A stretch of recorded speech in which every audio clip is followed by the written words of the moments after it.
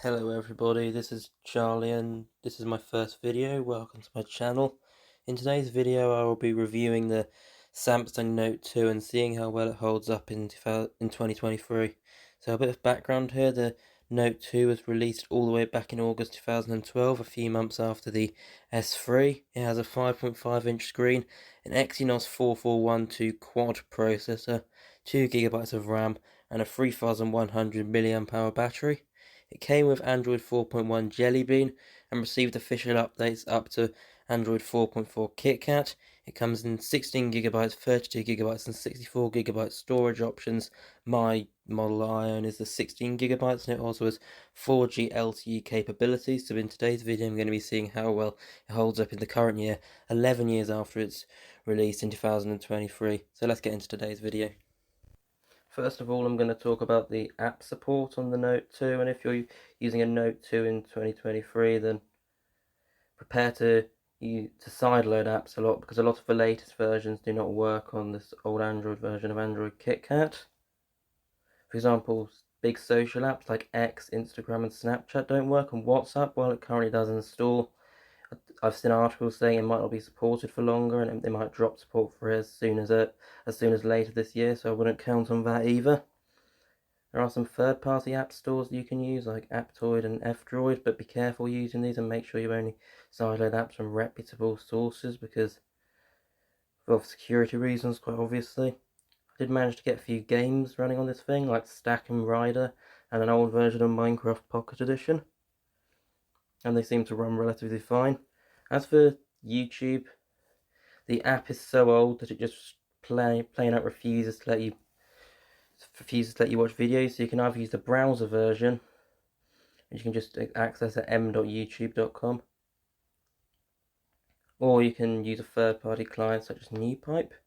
NewPipe does actually work, although it is an old version, because the latest version requires Lollipop, but NewPipe works, and it comes with benefits such as background play and the ability to create playlists and subscribe to channels without an account, as this data is stored on your device.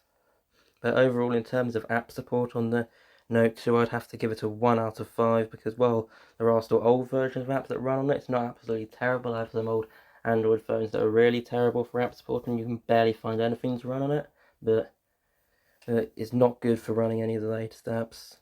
So that's going to be quite a drawback for a lot of people.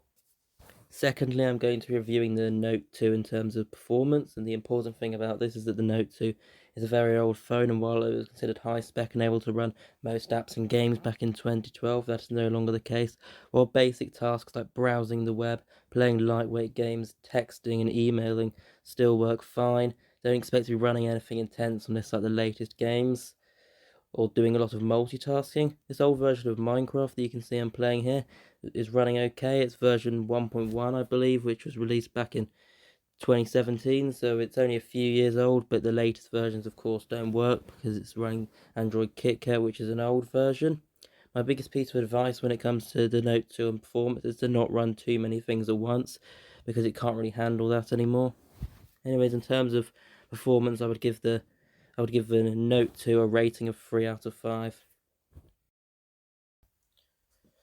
Thirdly, I'm going to discuss the Note 2's battery, and my Note 2, I bought it used, so the battery is quite bad. This could be different if you have a new battery, but I haven't done any large-scale tests on my Note 2's battery, but I have noticed that the percent drops quite quickly.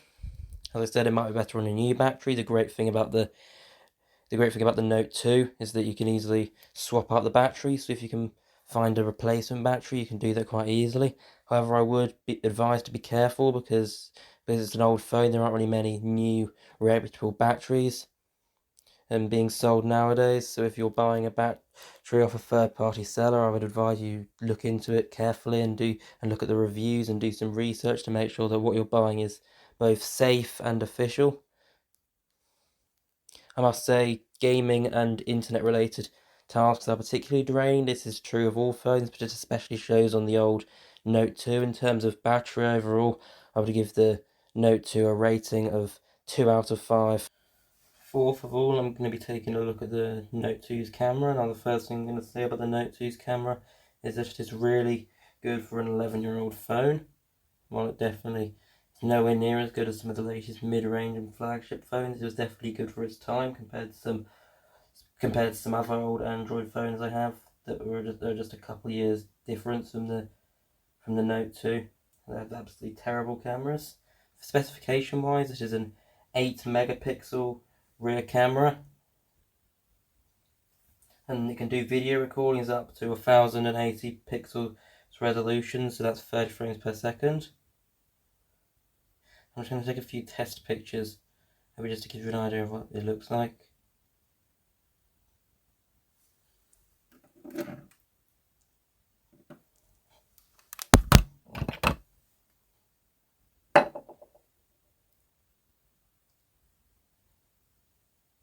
If you take a look here,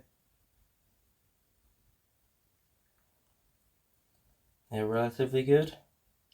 As I said, of course, this is an old phone and the camera quality is nowhere near as good as some of the latest phones, but it was good for its time and it still does take some good pictures, so I'm going to give it a 3 out of 5 rating for camera. If of all, I'm going to be saying what I think of the Note 2's design. Now personally, this is actually one of my favourite Samsung designs. Yes, while it has a plastic back and doesn't exactly feel premium in the current year, the back is removable as I've shown before, and that means you have an easy to replace battery if you can find a reputable seller. It also comes with the iconic S Pen, which is a feature of all Samsung Notes. Just get rid of that. And there are many features that come with that, such as writing notes. Okay, that's not working at the moment. That's better. And it still has the physical buttons at the bottom here, which newer Samsung phones don't. I think they stopped doing that with the S8. That was the first one, that flagship, that ditched the physical buttons at the bottom of the screen there. And most importantly of all, it still has the 3.5mm headphone jack if you want to plug in your wired headphones. I think Samsung really shot themselves in the foot by getting rid of that, because that was a good marketing strategy against Apple to just say, if you want to plug in your wired headphones, you can get a Samsung, because we still use the 3.5mm jack, and by getting rid of that, they just erased one more difference between them and Apple. But overall, I would give the Note 2's design a rating of 4 out of 5. Finally, I'm just going to give a brief overview of what Note 2s are currently going for. So on the website CAX, in the UK, they're going for £40 to £60, depending on the condition and the carrier they're locked to.